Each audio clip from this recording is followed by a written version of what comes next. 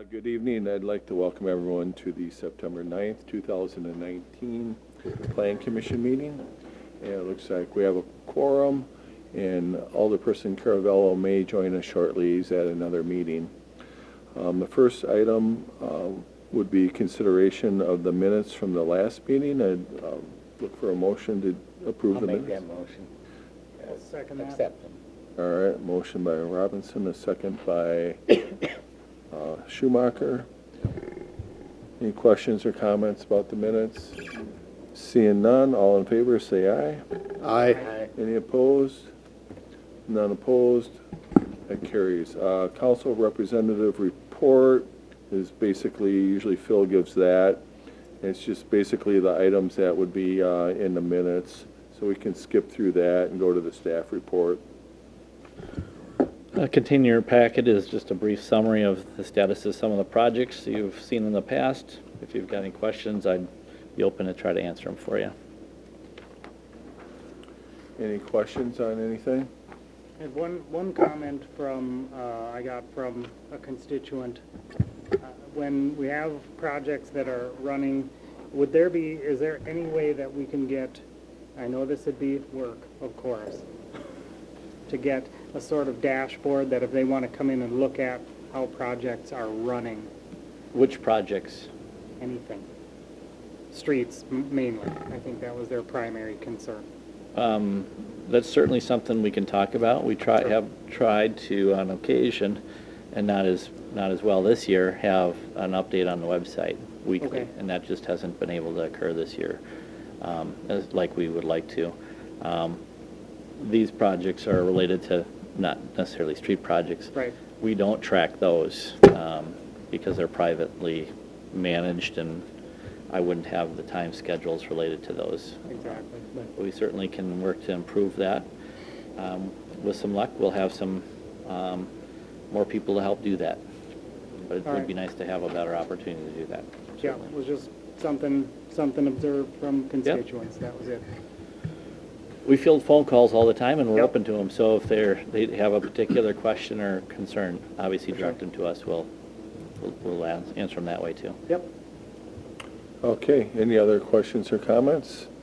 We'll move on to item number 5 is a request by STI Holdings Incorporated for a certified survey map approval to split the property at 1111 Veterans Road into 2 parcels. And there's going to be a resolution in here, so we might be looking for a recommendation to the city council. Director Shield, do you want to begin this? Sure. Somewhat of a straightforward request. There's an area of land within the larger Stoughton Trailers complex on Academy Street out towards the new Public Works facility. Just to give some people some orientation, County A runs along the top of the page. The Veterans Road runs along the left side of the page. The Public Works garage is approximately here on the top right. What's being proposed from the STI Holdings is to parcel off this piece of land. They're working with somebody that would help them produce or prepare some of the materials that they utilize as part of their trailer development project. So more details to come as they become available, but at this point they're seeking a separation of the parcel to allow that to be sold off to a different entity to allow for that type of development to occur on that parcel. And then we have Lori Steen is here from Stoughton Trailers. If you have any questions for Lori, she would be more than happy to answer them. Any initial thoughts or questions? I'm assuming that the road access would be from Academy Street, right? That's correct, and maybe I can blow it up, but there's a 60-foot segment here that is actually part of Lot 2 Yep. that provides the frontage to Academy Street, also County A, in this segment of the roadway.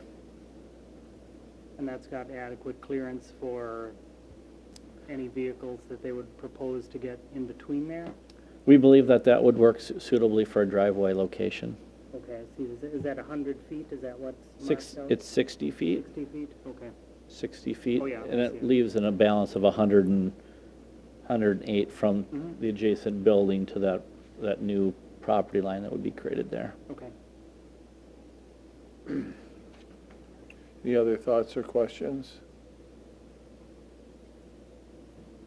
Anything you'd like to add, Lori? You can come up to the podium if you'd like, and then just adjust the mic, that way everyone can hear you. Yeah, the property is being prepared for a supplier that we currently do business with. I cannot release who that is yet, but that's what we're doing. And it clears up the property a little bit better anyways, because today it's 3 parcels, so we just want to combine the one, and then we're preparing the second parcel. Okay, any questions or comments? Otherwise, I'd entertain a motion for the resolution that's in the packet. I'll make that motion. And is there a second? Second. Second by Seltzer? Yep. Okay. One last time for questions or comments. Hearing none, all in favor, say aye. Aye. Any opposed? None opposed, that carries. Thank you. Item number 6 is a request by Mary Wadke for preliminary condominium plat approval for the Goodview condominium, 2209 and 2211 Woodview Drive. And anything before we go into the public hearing? Yeah, just to highlight what the principal reason for this request is, commissioners might recall we have a 0 lot line ordinance and provision that normally allows for a split administratively through CSM to allow this to happen. In order for that to be effective, it has to have separate sewer and water laterals to each unit. Under the PSC regulations, it would have to have separate ownership. Under the condominium situation, the association holds those sewer and water laterals as part of the common elements of that required improvement. So they'd still be able to sell them off as separate units or have 2 separate ownerships, but it would be part of a condominium in association of those common elements. Any questions or comments from commissioners before we open it up for the public hearing? All right, seeing none, we're going to close the regular meeting and then reopen for the public hearing. Is there anyone here that would wish to come to the podium and speak on this matter? Seeing none, we'll close the public hearing and reopen for our regular business. Anybody think of any questions while we were in the public hearing? Commissioner Barman. I actually thought of this question before, but I figured this is a more appropriate time to ask. It's more of a question just in terms of the role that the planning commission should play in a topic like this. I know in the past we have received the condominium documents, and I certainly read through them briefly. I don't study them line by line. I'm not a lawyer. Didn't know as we approve a plat like this, if it's more just you really need to focus on the concept of the condominium existence versus are we supposed to be approving their language in the condominium association creation and all the other bylaws? Certainly a good question. In my opinion, we're really focusing on the split or the creation as opposed to the intricacies of the condominium documents, which can become quite involved. I think the highlighting of the common elements, like I've highlighted here. You'll recall we talked about stormwater management issues on some of the other condominium plats. I think those are areas of special concern that we try to pay attention to more. If they weren't covered in their condominium documents, I think that would be appropriate. But they are a required element of the submittal. Again, I haven't seen them being scrutinized other than the broader topics I've kind of identified. Okay. Well, I will make note then that I do see in the documents that they have talked about those common elements of the laterals, so. Correct. Looks like they've covered that aspect. Okay. Anybody else have any questions or comments? Otherwise, I'm looking for a motion for a recommendation to the council, and there's a resolution in the packet.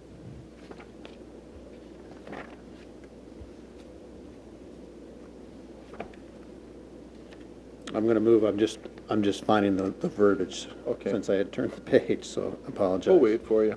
All right. Where do we go here? There we go. I recommend that the city of Stoughton approve the condominium plat named Goodview Condominium at 2209-2211 Woodview Drive. I'll second that. All right, second by Robinson. Any more questions or comments? Hearing none, all in favor, say aye. Aye. Any opposed? None opposed, that carries. Item number 7 is a request by Brianna, is it Farrell? For a conditional use permit for an indoor commercial entertainment use, Gemini Games at 193 West Main Street. Here again, we do have a public hearing. Anything before we go into that? Just highlighting the principal reason is for the ability to serve food and beverages within the facility makes it more of the conditional use, imposes the conditional use requirement, and that's what they're seeking on this property. And council members may recall that they applied and received a liquor license at, I believe it was the last meeting. So they're here tonight as well. If you have any questions about what they want to do at Gemini Games. Anything you want to add, or you can come on up if you'd like. I would like to clarify that it's a beer license, not a liquor license. Okay, sorry. It's okay. They're distinct, but And then- that's it. Maybe you can tell the commissioners what your plan is there. Sure, so Gemini Games is a board game lounge where we have free-to-play board games in a free-to-play space.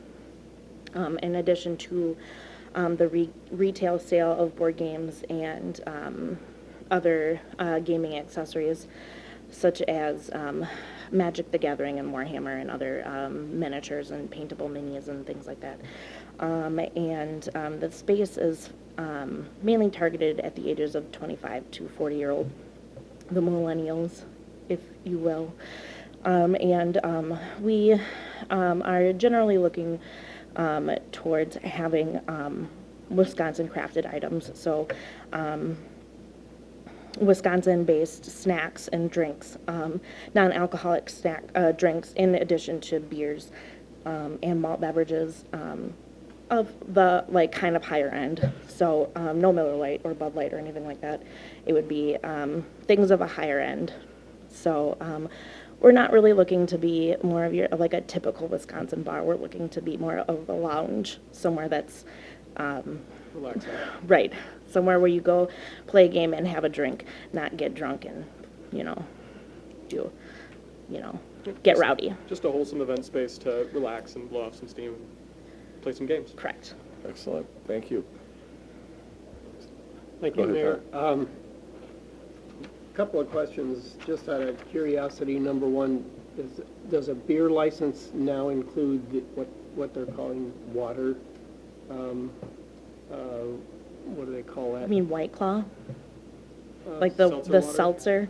Yeah, that's what I'm thinking of. I think technically it would be a malt beverage similar to like Mike's Hard Lemonade, but I don't think that's necessarily what we would be interested in carrying. But that's not what you're asking, then you're not asking for that, it's beer. is what you're We are looking for, yes, things like, Spotted cow right, and other things brewed in Madison. right, Wisconsin specific items. Okay, and one other question, if I may, then, not to be too far into your business, but is this beer and the beer mugs or whatever carried around to the different games, or is there a bar where you sit with your beer and then leave that to play the games, or is that, am I Sure. getting too intrusive? No, not at all. So if you, in the, I believe there's a floor plan on, I don't know if the pages are It doesn't have numbered. the register. Oh, it doesn't? Yeah, well, it kind of does, doesn't it? I can cover it. Is that not it?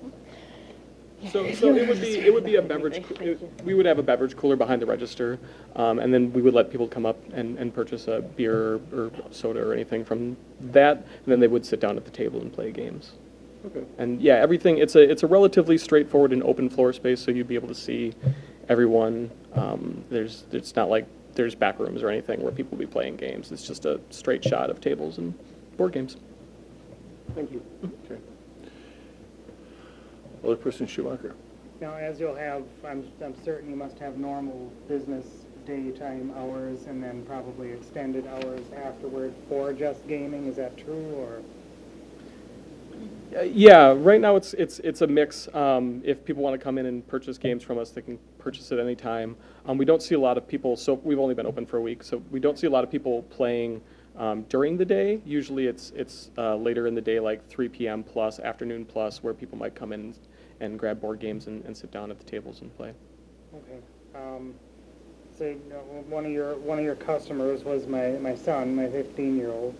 So how would you keep your adult beverages and your minors I'll take that one. clearly separated?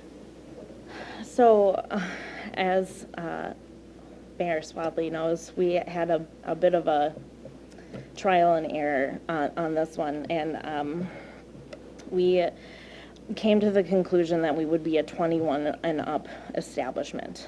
Now, once we have the liquor license, there's an option, or the beer license, I'm sorry, sorry. I set you up for that. You did, I'm really nervous, sorry. Once we have the license, there is an option or a clause in the law to have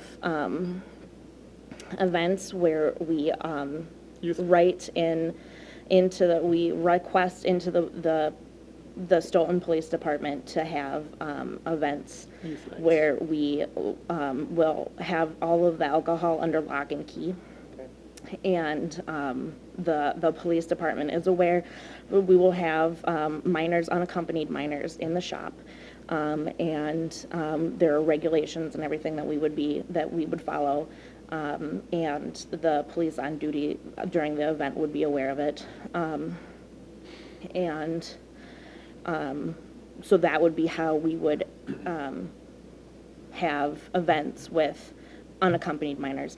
Otherwise, it would be 21 and up only, unless you're accompanied by a parent.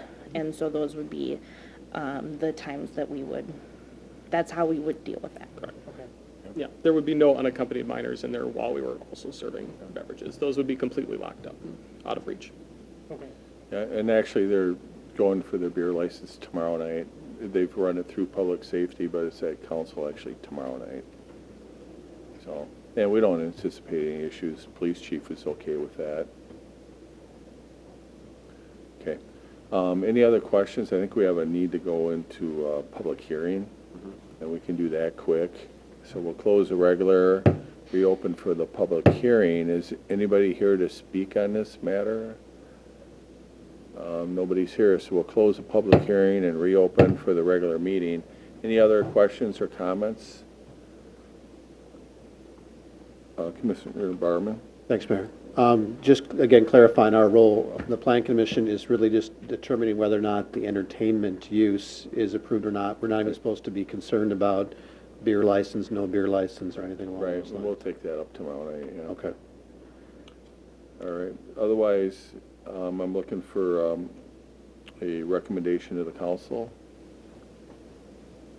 I would recommend conditional approval of a conditional use, or I should say approving a conditional use permit to allow for the indoor commercial entertainment use at 193 West Main Street.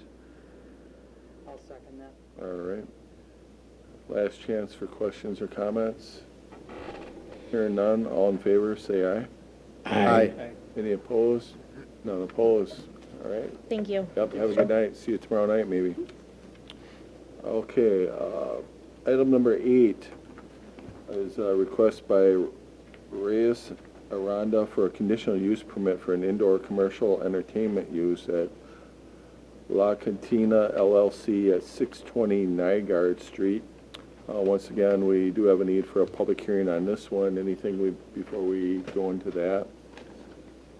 I think it's really just stating that the sale of food and beverages here really had expired as a conditional use because it had been unused for a period of time greater than a year, causing the need for it to be reprocessed as such, and that's why it's before you tonight. And they're in a similar situation. They'll be at the council tomorrow night as well. Any questions before we go into public hearing? Seeing none, we'll close our regular meeting, go into the public hearing. Is there anybody here that would wish to speak on this item?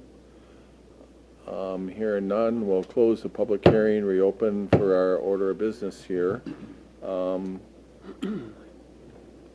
have Commissioner Seltzer and then Barman. Thank you. Just a question here, the management that's going to be, the owners or management that are going to be running this establishment now, are they the same ones that were running it previously? I No. don't believe so, and I believe they're here. And they have some other restaurants. Well, and I don't have any objection to that, I'm just trying to figure out if we're reinstating a license for somebody Oh, that they're not lost here. it, or Pardon me? if we're reinstating something that for some reason was taken away, No. or this is just moving it on. It's new ownership. Okay. Is what it New, is. new business operator. Yep. That's all, thank you. Yep. Any other questions or comments? Oh, yeah. Commissioner Barman. Thanks, Mayor. Not so much, I mean, it's related. This is, I've seen this a lot in a lot of communities where there seems to be sites that we have more turnover. And it got me, the application here to reinstitute the restaurant license and everything got me thinking about this particular site and whether or not there is anything that the Plan Commission could recommend in terms of, and working with the city to make this site work better. And I haven't had a chance to go into a lot of details, but I know it seems to be a site that is a little less accessible than other places along these corridors. It's a little less visible. It's not connected to the parking lot of the strip center that fronts the highway there. Right. And I don't know, to me, this seems to be one of those locations that seems to turn over a lot. And one, I guess I would just like to plant the seed that, for the city and the commission and to work with the property owners to see if there might be some improvements to the site, whether it be location of signage or connections. I don't know if there's a way to connect this particular parking lot to that other development so people can more easily flow between the two, or some other kinds of things. 'Cause I'd like to see the restaurant succeed. Of course. And I feel like this site has always been one of those places that gets kind of off of people's radar because it's kind of hidden away, even though it's right next to the hotel, if that Yeah, makes sense. Certainly, if I could just offer some thoughts on that. Actually, the connection to the strip center was one of the recommendations 15-plus years ago before this was constructed. The adjacent property owners didn't come to terms with that. Okay. And this shows now some of the limitations of that decision. The strip center essentially has parking on the west side of their parcel. You can see how this building is positioned, essentially preventing a good connection to the kind of the public portion of the strip center. So that's a bit unfortunate. This is a tricky site. You can see it's only got a point where it abuts Highway 51. The visibility and the grade here also challenge it to some degree. As you might recall, this is quite a bit, well, a fair distance lower than the Highway 51 grade. Right. So it's a little bit recessed and tucked in here a little bit. What kind of signage is on the highway side of the building for letting people know that that's where it's located? I think they have a taller sign on this corner, if I recall. A monument sign. Okay. They can have it, I believe, 18 feet high. All right. So I think there's opportunities for that if it's not there. Is there, being that the site is tighter there, I can see where you're saying you can't really drive through from the strip center parking, but what if you parked up in the strip center, is there a good pedestrian connection? Like if I parked up there, was doing business at some of the other establishment, but then wanted to walk down to the restaurant, is there a pedestrian connection between the two? That's a fair question. I don't know the answer to that at this point. I don't believe so. I Okay. don't believe there's a pedestrian connection at this point. Okay. Just some thoughts, because again, I want it to be successful, and it seems to be one of those locations that ends up Understood. being more of a challenge.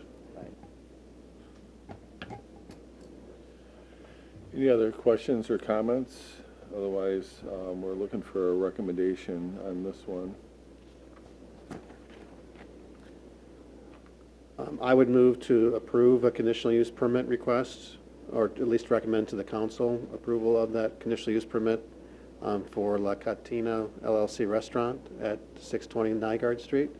But again, with the note that I think it's good for the city, the commission, and the property owners to work on ways to try to improve access and visibility of the site.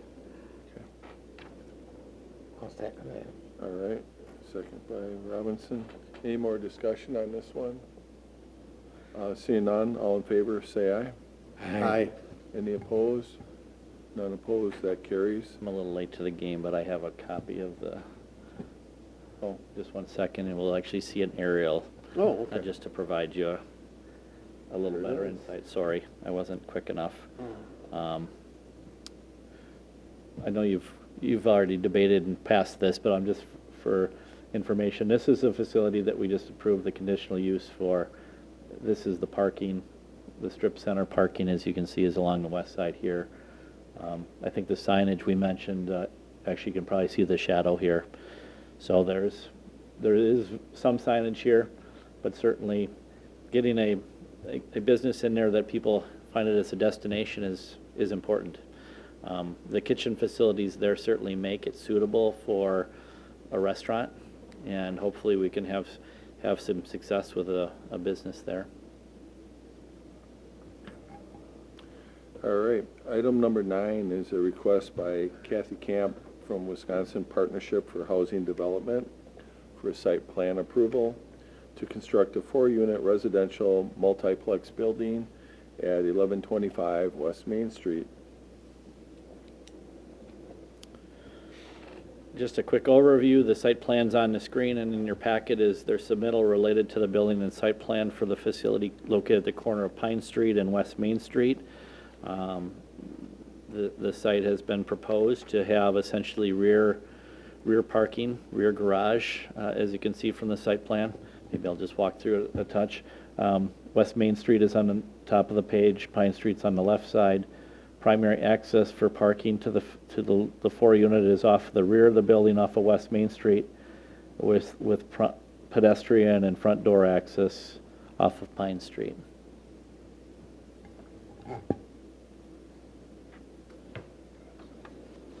Okay, and then I have one person signed up that would like to speak. Linda Miller. Linda, did you want to come up and speak on this, or do you just want to show support?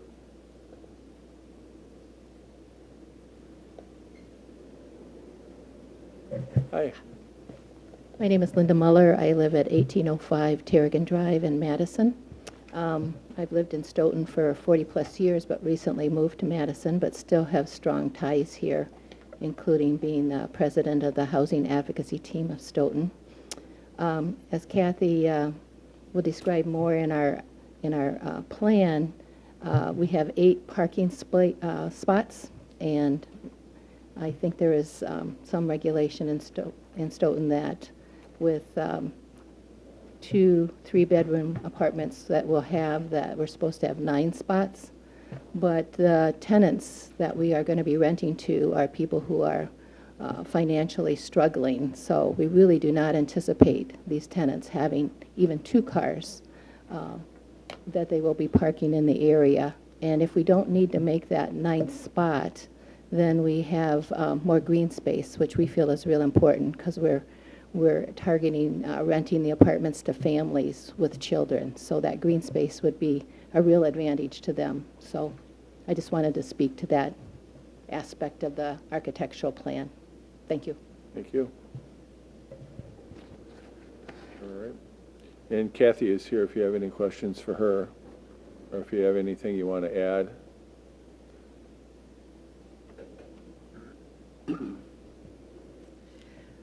Sure, I think, I mean, you can see how the project is laid out. We wanted it to look very residential from Pine Street, so we did want the entrance in the back of the building.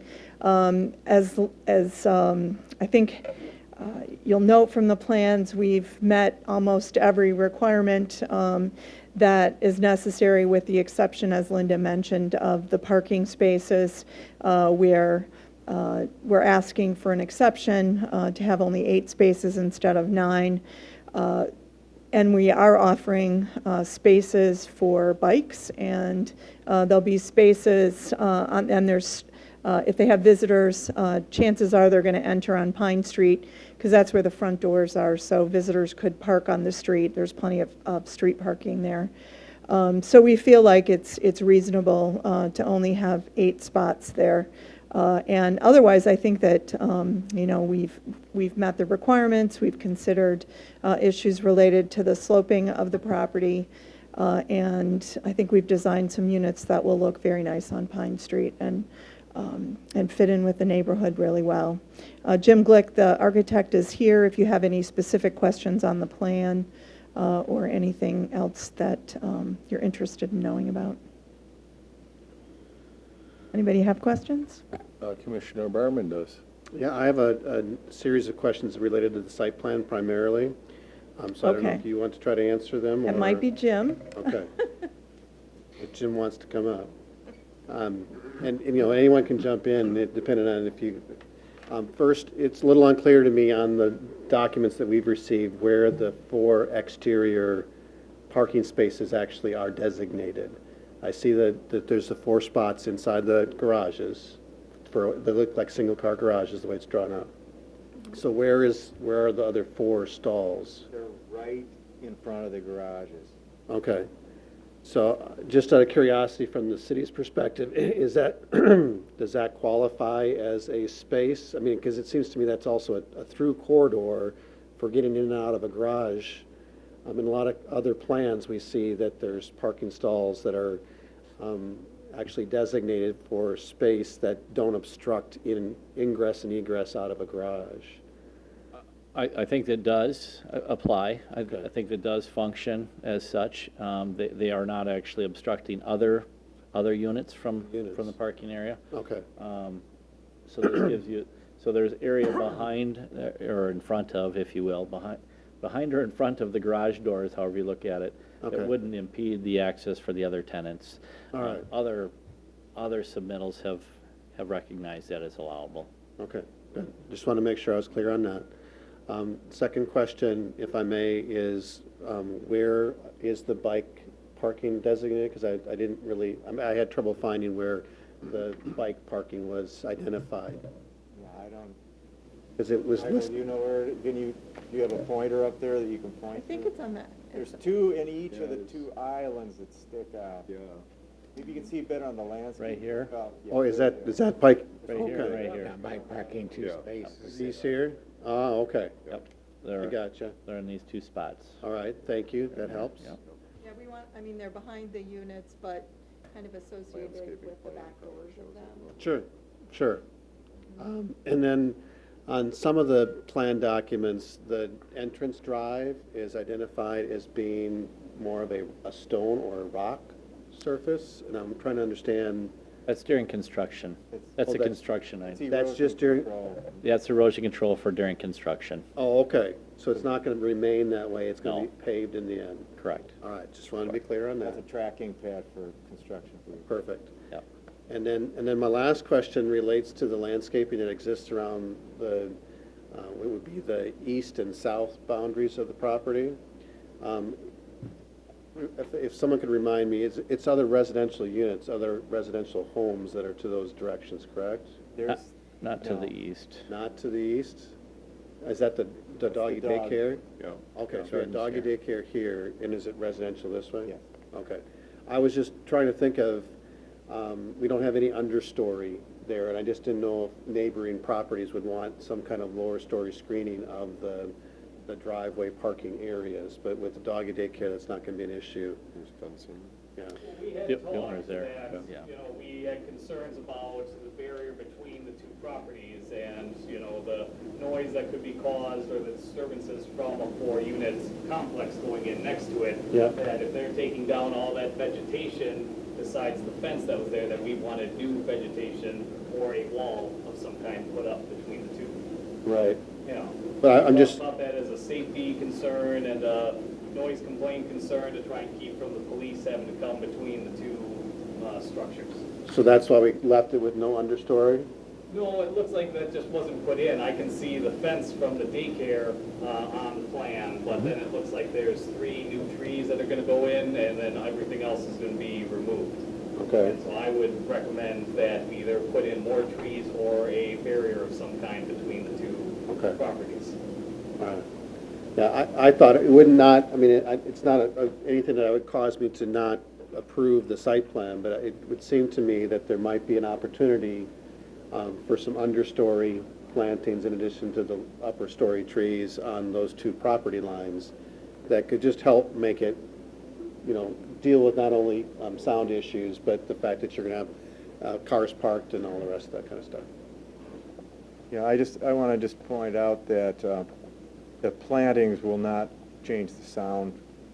Plants don't really block sound a whole lot. The funny thing is they give you the impression of it because you can't see, so you think you're hearing less, but there's nothing that shows that a few shrubs do much of anything for sound. But I agree for the visuals, I guess, does it seem like something?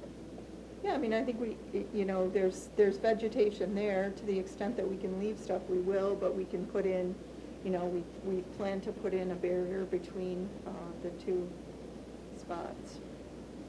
Yeah, the trees that are there, and I'm not the landscape architect on this, but as I recall, it's all it's like volunteer growth. Right. So the idea is to replace it with something more serious. I kind of thought the fence is always going to be there because of the dog place, that the fence would be there, so that screens that area, but we can certainly consider supplementing it, I guess, on those sides. It's a reasonable request. Well, yes, and I'm sure many of you remember we did the noise study from when we got the conditional use for the dog daycare that's there. And where they're building this 4-unit apartment complex, it would still be in a louder area or where it could be considered an annoyance to a residence. And when we talked about the rezoning, that they would have to put up additional sound barriers then between the 2 properties for this, or that should be under consideration because we didn't want to turn or have police resources coming to try and settle noise complaints. I mean, we haven't had a noise complaint in over 4 years. We've been very good about that and making sure that we mitigate barking or any kind of noise that comes from the dogs as much as possible, but to make sure that there is no contention between the 2 units, the 2 properties, I would think that if trees aren't good enough, that some kind of other barrier between the 2 would be better. Well, I think that one of the things then, in response to the zoning issue that you brought up is we did move and we faced the units towards Pine Street so that there's a fairly substantial geographic distance where the parking is, and the homes are facing Pine Street with the garages behind them.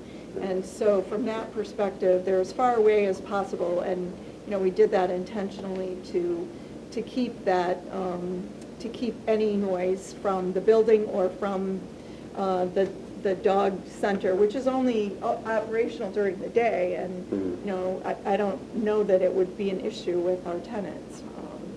And also, it's just really difficult to mitigate noise between 2 properties, without putting a huge berm or a concrete wall or, things that are out of the budget. Just to clarify, I wasn't the one who initially brought up the noise. I was more interested in the visual screening of the parking area. And an upper story tree leaves the whole area where you're going to see the cars open, where you can have some lower story underneath that actually helps to screen the parking area. And it was just a suggestion, not necessarily a requirement. You've achieved the vegetation requirements. It was just something I thought might improve, because I really, really like the architectural design, the front facade, all of that, the placement of the parking lot. I think it's a really neat design. But it just occurred to me that we didn't have any kind of lower story visual screening of the parking area. Okay. Commissioner Seltzer? Thank you. Would it make sense, I think everybody's making sense, so would it be possible to just say, and I know I'm depending on the visual, but maybe just 4 trees instead of 3, would that be a reasonable alternative to just kind of create a little bit more of a barrier? I remember we went through the sound thing when we okayed the kennel, and they talked about how they wouldn't have the kind of kennel where you've got barking, and they have a different kind of concept. But it just seems to me, it looks a little sparse from looking at it this way. How much does one more tree cost? It might be a nice idea to just fill it in a little bit more than that. We can add a tree. I think that, we laid out a landscape design that met the requirements that the city had. And certainly, as we're moving forward with the HATS group, one of the items that we had talked about is to have some volunteers engage in some of the landscaping activities. So we were trying to show sort of what are we minimally going to do as part of the project. And then I think that there'll be some additional landscaping, and we can certainly focus it on that back berm area. I don't have any problem putting another tree back there. Thank you. All right. Any other person? One more, and it's just sort of it's a nitpicky sort of thing. The majority of the trees that you're putting on there are crabapple varieties on there. Unless those are leaf spot resistant crabapple trees, I'd strongly consider a different tree. We'll ask the landscape architect if they are. No, and if they're there's a not, lot of we'll trees in the replace. city affected by that, and although it doesn't kill them, it makes them look terrible. Leaf spot? Leaf spot. Leaf spot. I have one of those in my yard. Yeah, they just, Yeah. I've got one in my backyard, and half the leaves are dropped on it already. It just looks dreadful, but looks great in spring. Anyway, that was it. We'll check on it. Okay. All right. So I guess we have a request. I apologize, Mayor Swadley. I have one other question with the parking then on Main Street. Are we going to try and do any kind of stalls? I know the Days Inn is very popular, especially in the summertime for the transient construction crews. Some of my team members park there over that time. Are we going to maybe look at adding? We can stalls? take that under consideration, but it wouldn't be tonight. Yeah. We can look at that at a future meeting.